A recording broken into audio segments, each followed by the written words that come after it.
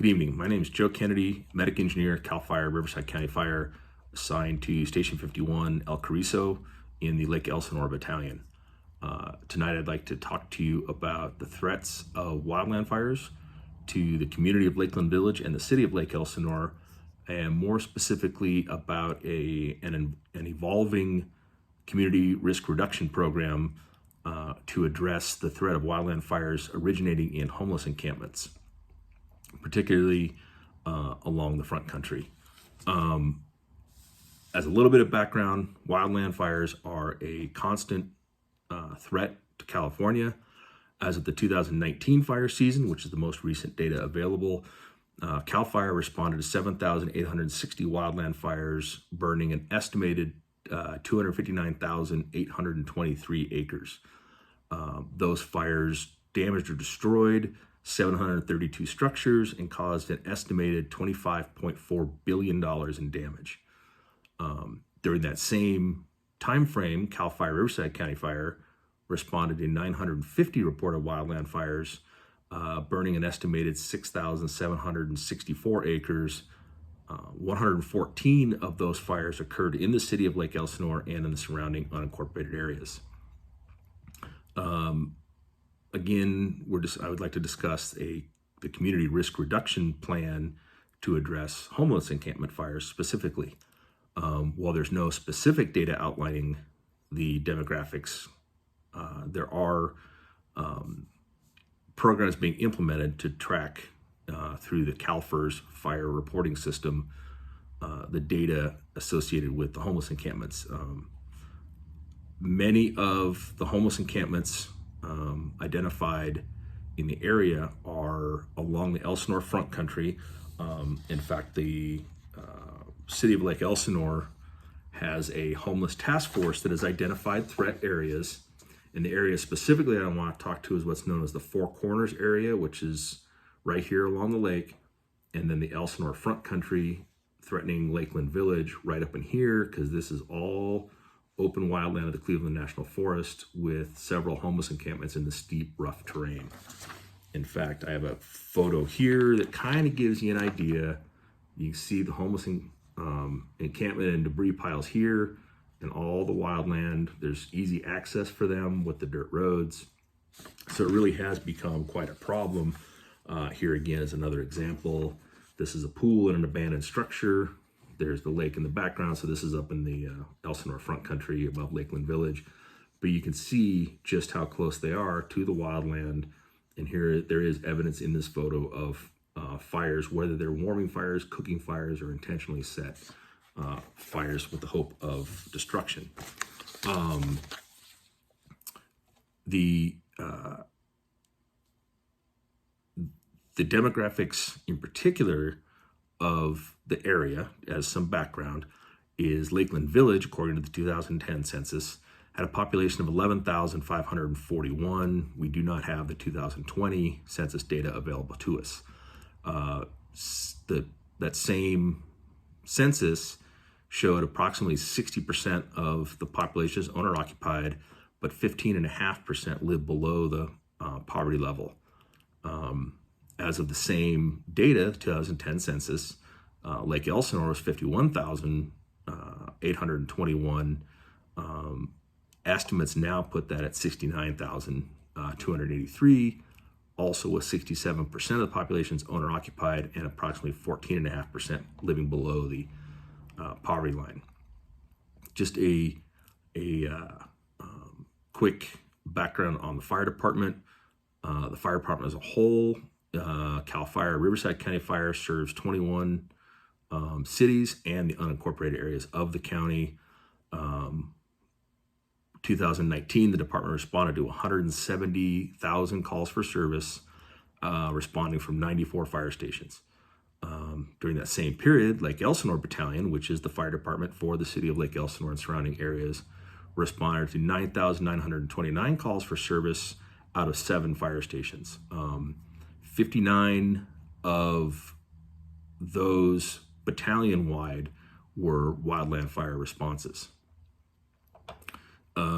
So there's no real way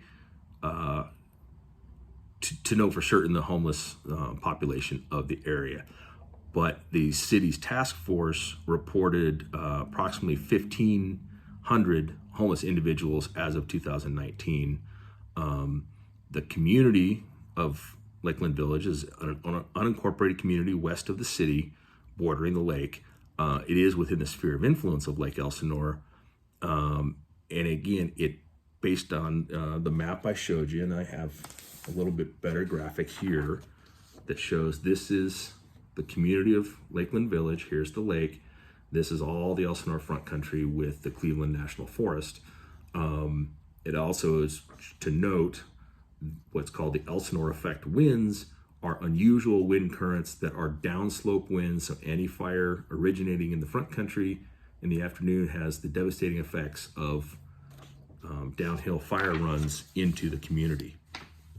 That is an added threat to the community, is that local weather pattern. The priority of the risk, again, based on the maps I've shown, is the Elsinore front country because of the Cleveland National Forest and the foothills. And it's the largest wildland area in the community and the city. Second to that are the vacant lots and structures that are between Grand Avenue and the lake that are just east of Lakeland Village, and then the area known as Four Corners, as I indicated on the map. Those are the three highest populations of homeless and the densest wildland area, so the greatest threat.